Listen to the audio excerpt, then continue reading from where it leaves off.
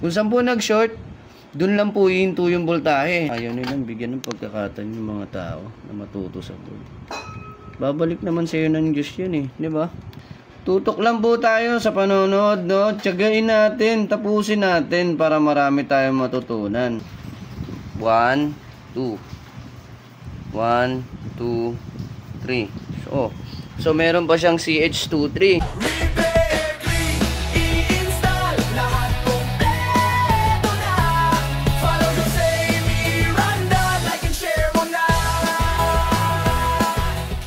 Sa inyo, meron tayo rito tatalakayin, CH05 po. So meron din akong gustong pasalamatan, kaya lang ayaw niya pa-mention yung pangalan niya.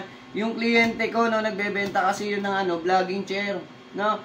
Binigyan tayo guys, napakabait ng kliyente. So ayan, start na tayo, no. CH05.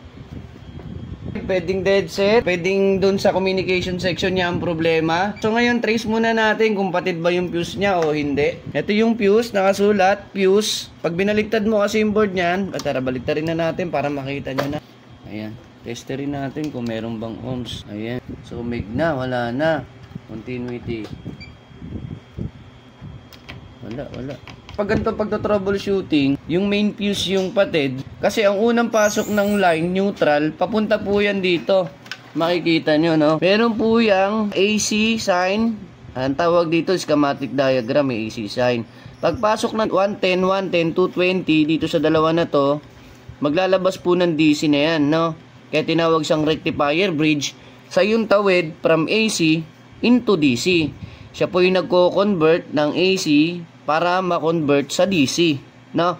So ngayon, kapag napapatid po yung fuse, ibig sabihin, dito po sa primary madalas po ang nagiging problema. Kasi bawat pyesa kasi, meron po yung mga fuse noon, tinatawag na fusible resistor, ganon. Katulad nito, IPM, halimbawa, shorted yung UBW. Pansinin nyo, tatlo din po yung fuse nya. Just in case yung W ng IPM nag-shorted, makikita natin sa fuse ko ano yung may tama. Bakit? Kasi meron siyang fuse. Ngayon, yung main fuse ang tinamaan. So, dito tayo sa primary. Pagpasok ng primary, pwedeng diode gan, at saka IGBT. Ito, IGBT to, diode gan to. Ito, IGBT. So, ngayon, check natin to kung paano, turo ko sa inyo kung paano i-check to. So, simple lang, no? Doon na tayo sa mabilis, no? At naiintindihan naman ng maayos. So, ito, yung continuity natin, tusok lang natin doon sa input ng 220 AC. Pag yan, nag-bus, ibig sabihin shorted. Ayan. So, ang may problema dyan, pwedeng may tama na rin yung rectifier, o kaya itong IGBT, o kaya ito. So, check din natin to. Ayan, shorted din, no? 10 ohms. Ayan, ito, 0. Ito, check natin to. Ayan, so good to, no? Diode test natin para mas malinaw kung paano i-check. No? So, ang tusok ko sa rectifier, yung positive probe ko, dito ako tumutusok. Pag ganyan, shorted, dapat wala po yan. Ayan, meron din. Ayan, so possibly, pwedeng rectifier na talaga may problema rito. Gawin natin, bunutin muna natin si IGBT, kasi si IGBT, napaka-common po yan. So, painitin muna natin, popost natin saglit. Saksak muna natin to at painitin. So, ayan, tatanggalin natin to. Ito yun.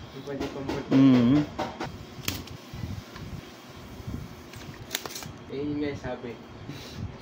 Ayaw nilang bigyan ng pagkakataon yung mga tao na matuto sa board.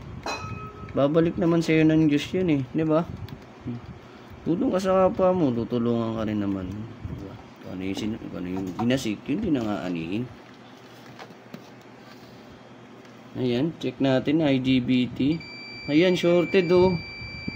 Ngayon, balik tayo sa rectifier, no? Baka mamaya shorted to. Iba kasi, pag na-trace nilang shorted to, hindi chine-check to. Oh, kasi pag ito shorted, apektado to. Kung saan nag-short, pwede maapektuhan yung mga kasama niya. Pero yung papunta dito sa kabila, hindi na po madadama yan. Kung saan po nag-short, dun lang po hihinto yung voltahe. Tandaan po natin yan. Kung saan nag-short, dun po hihinto. Ayan, check natin to. Ayan. Tayo natin mag-drain. Ayan, na-drain. So, ito, turo ko sa inyo. Dapat, pag tinester mo siya, lipat mo sa kabila, wala din. Dapat, May reverse bias po yan and forward bias. Ayan. O, so ayan, kita. May tama yung rectifier. No, kahit baliktarin natin yan, meron din. Sa AC input, wala sa AC input. Pero dito, meron. Dapat po yan, wala.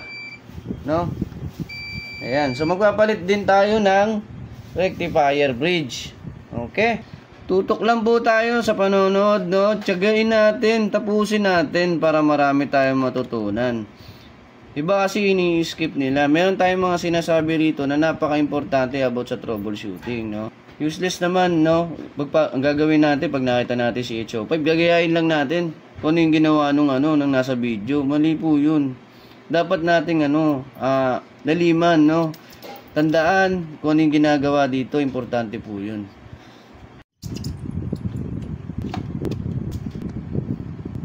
Yung alter talaga protesting.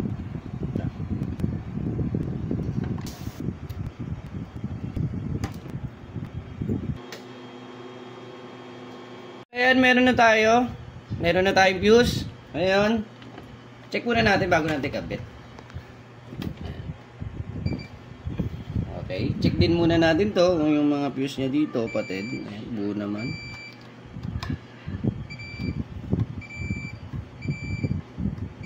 Uy, okay naman. So, ito.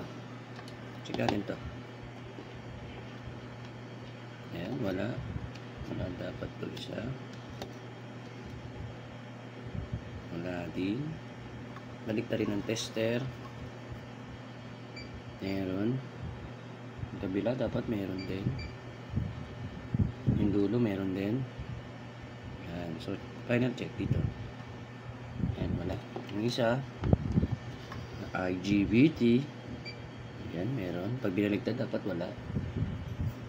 Yan, balik na rin natin ulit. Meron. So, okay, good siya. No? Okay, kabit. Okay.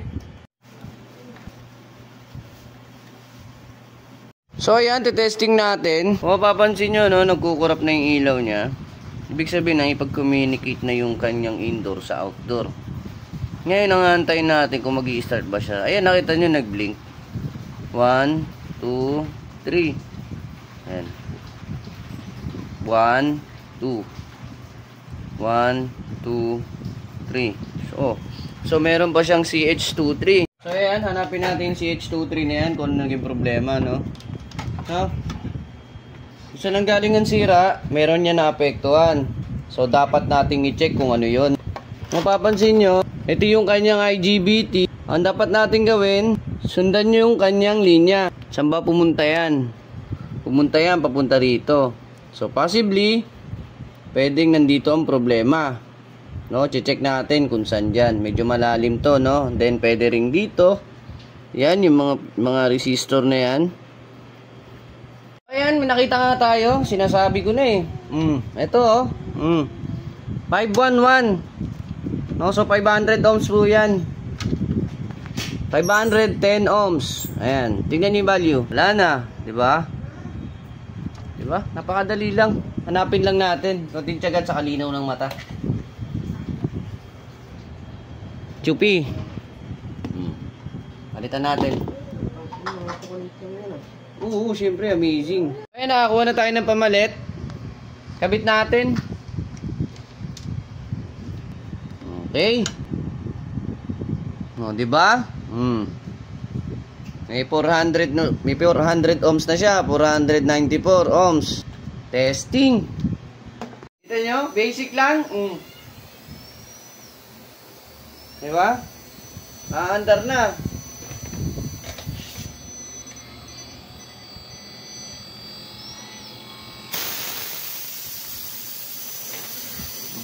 Okay na, so huwag kalimutan mag-like, follow, and share. Then sa aming YouTube channel, baka pwede nyong sundan doon, no? Sa mga magpapa-repair po, ang trabaho namin dito, from alas 8 hanggang alas 5 ng hapon. So maraming salamat, God bless sa inyong lahat, pakishare na lang.